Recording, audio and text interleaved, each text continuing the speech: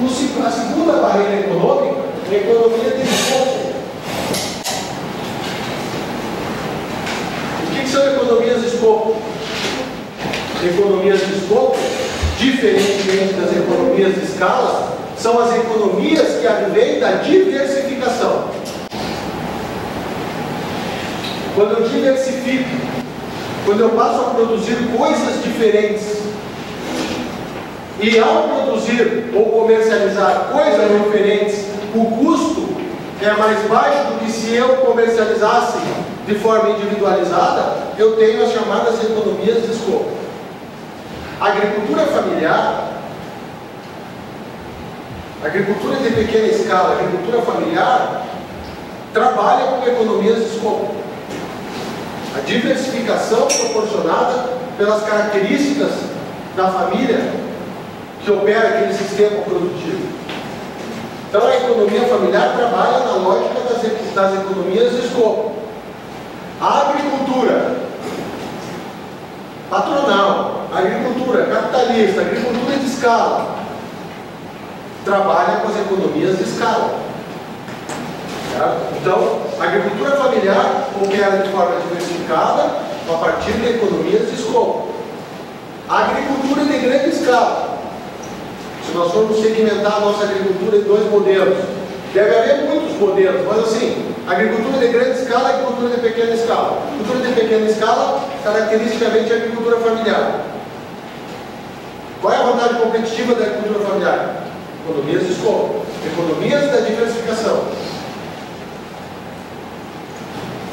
E a agricultura de grande porte, a agricultura de escala, economias de escala. Economias de escala. Certo? Então essas são barreiras econômicas. Dois tipos.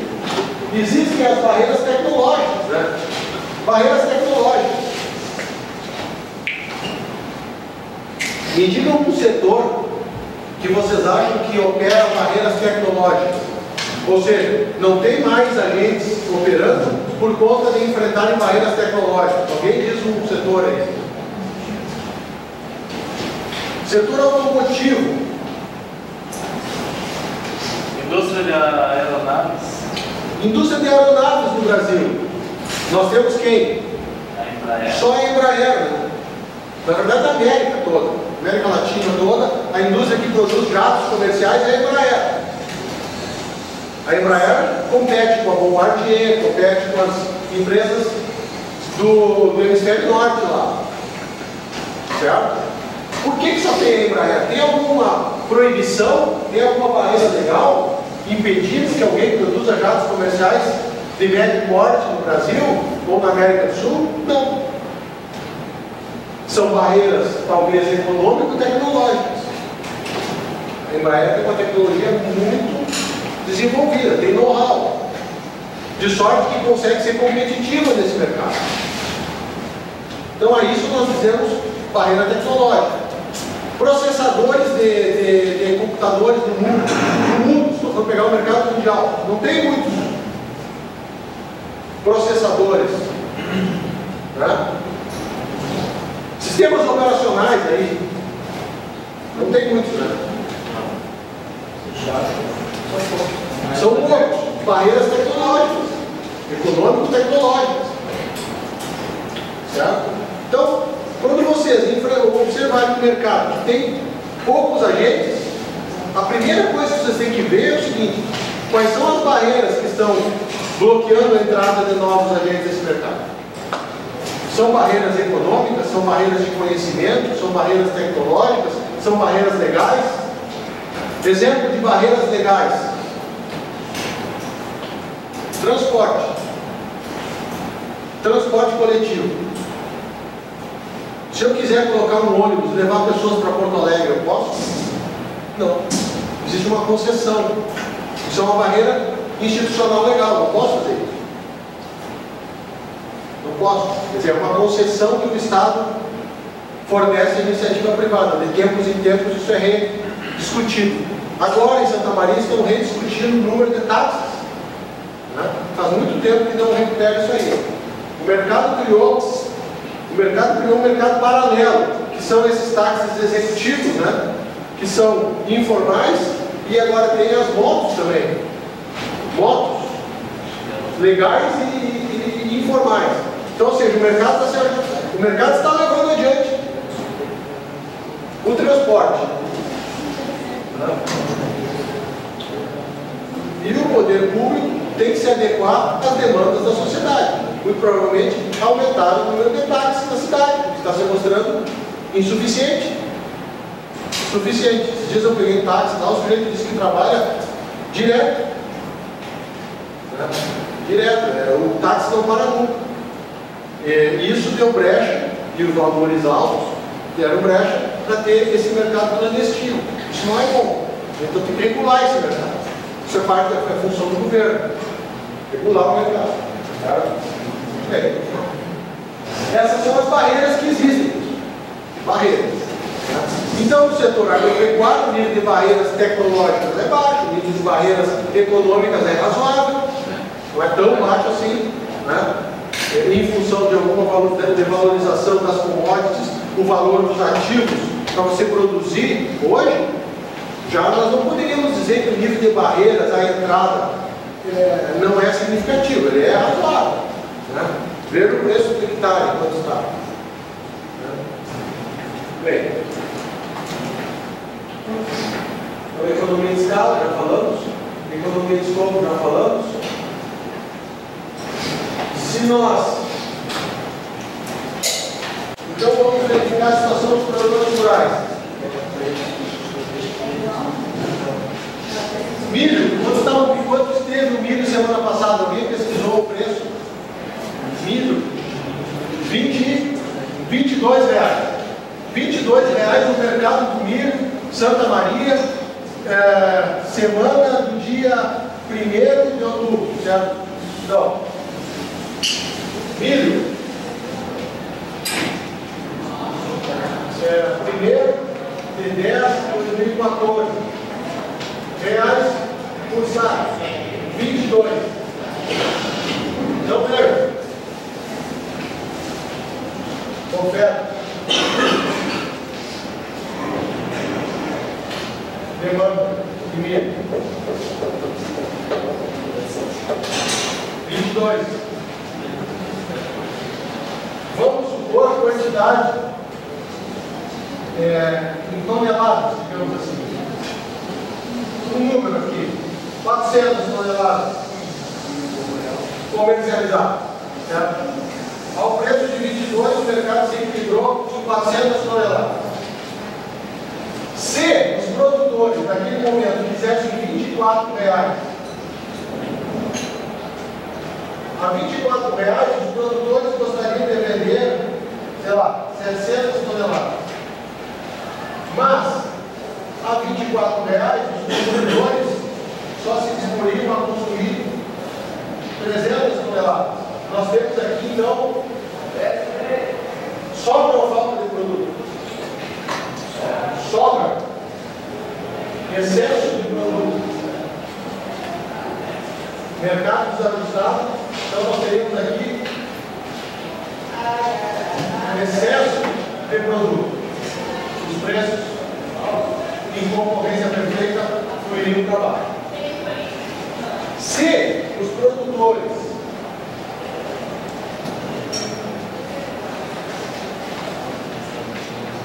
fossem colocar milho a R$19,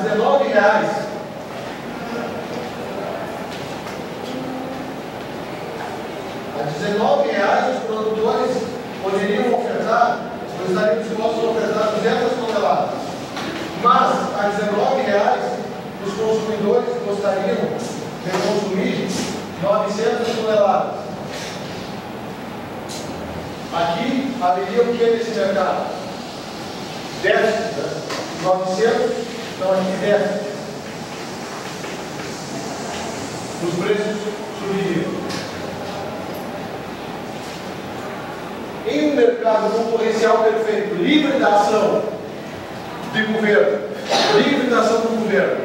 em que as informações fluem, circulam livremente, em que os agentes podem relativamente facilmente entrar e sair do mercado, você teria um movimento que levaria a uma situação de equilíbrio em R$ 22 para 400 toneladas. Muito bem. A receita marginal do produtor rural é o preço do produto. Certo? O produtor rural, uma vez definido o equilíbrio de mercado, a gente diz que ele acaba enfrentando uma curva de demanda totalmente elástica. Por quê? Porque se o mercado é equilibrado em 22, não vale a pena ele vender a 21. E 23 ele não consegue, porque o mercado se equilibrou em 22. Então, se diz que a receita marginal, que é a variação da receita total como varia a produção do produto rural, é R$ 22. Certo? Nessa situação, concorrência perfeita, essa é a função de custo. Essa aqui é a função de custo, é a função lucro. Essa aqui é a função lucro.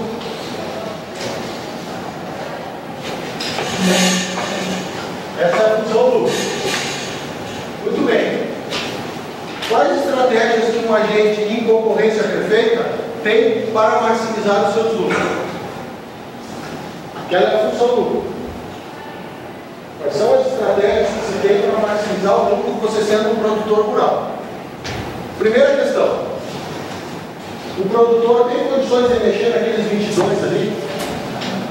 Não. É um mercado atomizado. Eu falei.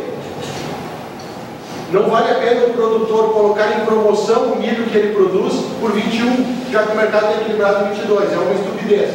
Não vale a pena. Mas 23 ele não consegue, porque é uma commodity e o mercado tem estabilidade em 22. Então aquela variável preço é uma variável de difícil trabalho para os produtores rurais. É uma das variáveis da função lucro.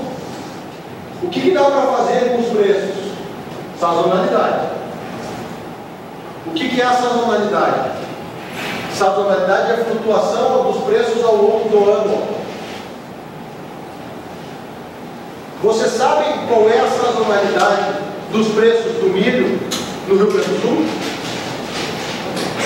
Você sabe qual é a sazonalidade dos preços da soja no Rio Grande do Sul?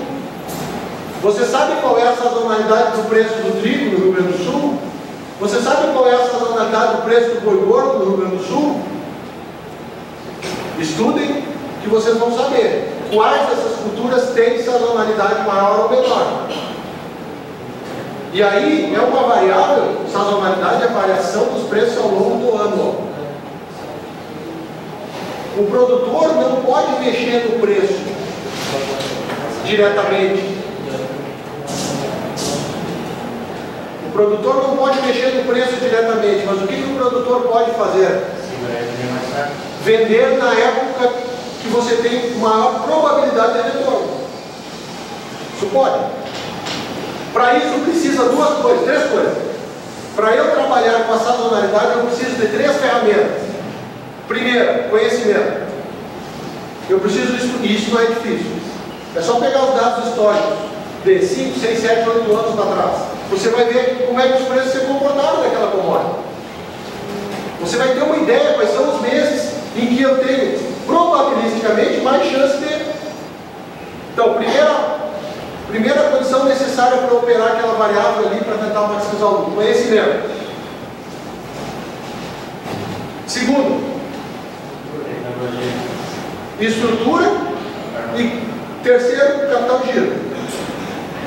Eu não posso trabalhar com a sazonalidade se eu não tiver capital de giro para levar a minha produção até o momento adequado. Eu posso ter conhecimento, posso ter armazém, mas eu posso, se eu não tenho capital de giro, não adianta. Eu não tenho como fugir do período da safra, que certamente é o período de mais baixo do preço, porque é quando todos estão vendendo. Os intermediários se beneficiam disso. Se todos estão vendendo e poucos estão comprando, o que acontece com os preços? Cai. Então, se nós temos atividades que têm essa concentração de produção em um determinado momento, certamente vai ter variações de preço ao longo do ano. Então, a sazonalidade é isso. É aquela variável dos custos, da função lucro. Você não consegue mexer nela individualmente, mas você pode se posicionar melhor no mercado. Certo? Desde que tenha essas 3 condições: conhecimento, infraestrutura e capital de giro. Capital de giro é uma coisa importante, pessoal. Certo? Não, é uma variável que a gente gente não pode menosprezar o desenvolvimento das atividades produtivas. Você precisa ter capital de giro. Sem capital de giro, você não... Capital de giro, entre aspas, é dinheiro guardado. É uma reserva para poder fazer o sistema funcionar. É isso. Bom, as outras variáveis é o que vocês, na verdade, vão trabalhar muito no curso de agronomia e nos cursos das ciências agrárias. Né? Adequar produzir o máximo possível com o menor custo. Esse é o desafio de vocês. Quando eu fiz a agronomia aqui, nessa universidade, nós não discutíamos muito a questão dos custos. Era mais pacotes tecnológicos, era mais modelo de produção. Não se levava tanto em conta a questão dos custos. Hoje você tem que levar. Hoje você tem que levar. Então, essa parte de aumentar a produtividade, que é a quantidade vendida ali, ó, e redução dos custos. Redução dos custos.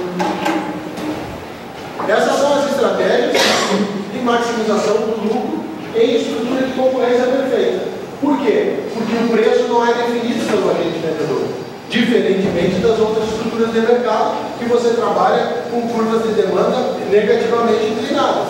E o marketing tenta transformar a curva de demanda mais inclinada ainda. Certo? Nós trabalhamos numa estrutura de mercado complexa. Por essa questão, nós não definimos os preços daquilo que nós produzimos. E o que nós produzimos é homogêneo. É um produto homogêneo. Certo? Então, esse é o modelo de concorrência